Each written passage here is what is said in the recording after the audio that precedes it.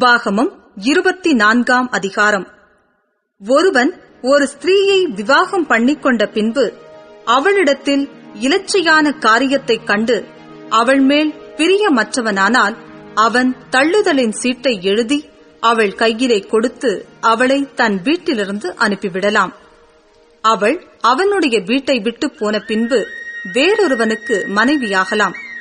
அந்த இரண்டாம் புருஷனும் அவளை வெறுத்து தள்ளுதலின் சீட்டை எழுதி அவள் கையிலே கொடுத்து அவளை தன் வீட்டிலிருந்து அனுப்பிவிட்டாலும், அவளை விவாகம் பண்ணின அந்த இரண்டாம் புருஷன் இறந்து போனாலும், அவள் தீட்டுப்பட்டபடியினால் அவளை தள்ளிவிட்ட அவளுடைய முந்தின புருஷன் திரும்பவும் அவளை மனைவியாக சேர்த்துக் கொள்ளக்கூடாது.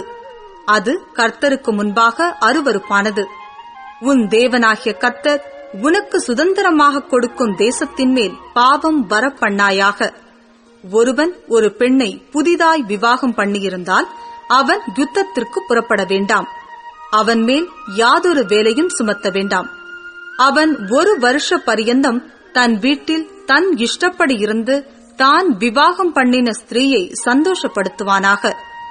திரிகையின் அடிக்கல்லையாவது அதன் மேற்கல்லையாவது ஒருவரும் அடகாக வாங்கக்கூடாது. அது ஜீவனை அடகு வாங்குவது போல் ஆகும். தன் சகோதரராகிய இஸ்ரவேல் புத்திரரில் ஒருவனை திருடி அதனால் ஆதாயம் தேடி அவனை விற்று போட்ட ஒருவன் அகப்பட்டால் அந்த திருடன் கொலை செய்யப்பட வேண்டும். இப்படியே தீமையை உன் நடுவிலிருந்து விலக்க கடவாய். குஷ்டரோகத்தை குறித்து லேவியராகிய ஆசாரியர் உங்களுக்கு போதிக்கும் யாவையும் கவனித்து செய்யும்படி மிகவும் எச்சரிக்கையாயிருங்கள். நான் அவர்களுக்கு கட்டளையிட்டபடியே செய்ய கவனமாயிருப்பீர்களாக. நீங்கள் எகிப்திலிருந்து புறப்பட்டு வருகிற வழியிலே உங்கள் தேவனாகிய கர்த்தர் மிரியாமுக்கு செய்ததை நினைத்துக் கொள்ளுங்கள். பிறனுக்கு நீ ஏதாகிலும் கடனாக கொடுத்தால் அவன் கொடுக்கும் அடகை வாங்க நீ அவன் வீட்டிற்குள் பிரவேசிக்க வேண்டாம். வெளியே நிற்பாயாக. கடன் வாங்கினவன் அந்த அடகை வெளியே உன்னிடத்தில் கொண்டு வருவானாக. அவன் தரித்திரனானால் நீ அவன் அடகை வைத்துக்கொண்டு நித்திரை செய்யாமல் அவன் தன் வஸ்திரத்தை போட்டு படுத்துக்கொண்டு உன்னை ஆசிர்வதிக்கும்படி பொழுது போகும்போது திரும்ப அந்த அடகை அவனுக்கு கொடுத்துவிட வேண்டும். அது உன் தேவனாகிய கர்த்தருக்கு முன்பாக உனக்கு நீதியாயிருக்கும். உன் சகோதரரிலும் உன் தேசத்தின் வாசல்களிலுள்ள அந்நியரிலும் ஏழையும் எளிமையுமான கூலிக்காரனை ஒடுக்காயாக. அவன் வேலை செய்த நாளில்தானே பொழுது போகும் முன்னே அவன் கூலியை அவனுக்கு கொடுத்துவிட வேண்டும். அவன் ஏழையும் அதின்மேல் ஆவலுமாயிருக்கிறான். அதை கொடாவிட்டால் அவன் உன்னை குறித்து கர்த்தரை நோக்கி முறையிடுவான்.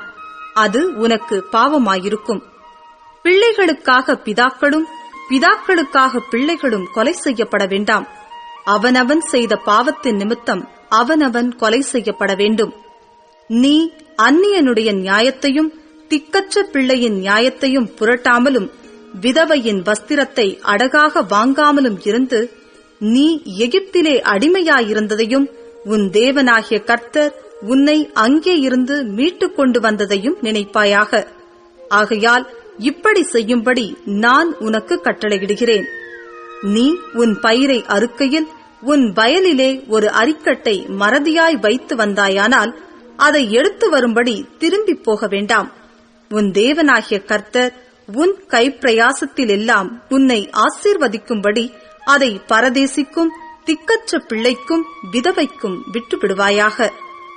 நீ உன் ஒலிவ மரத்தை உதிர்த்துவிட்ட பின்பு கொம்பிலே தப்பி இருக்கிறதை பறிக்கும்படி திரும்பி போக வேண்டாம்.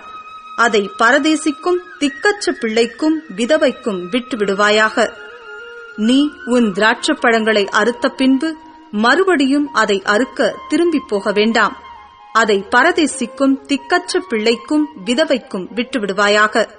நீ எகிப்திலே அடிமையாயிருந்ததை நினைப்பாயாக. ஆகையால் இப்படி செய்யும்படி நான் உனக்கு கட்டளையிடுகிறேன்.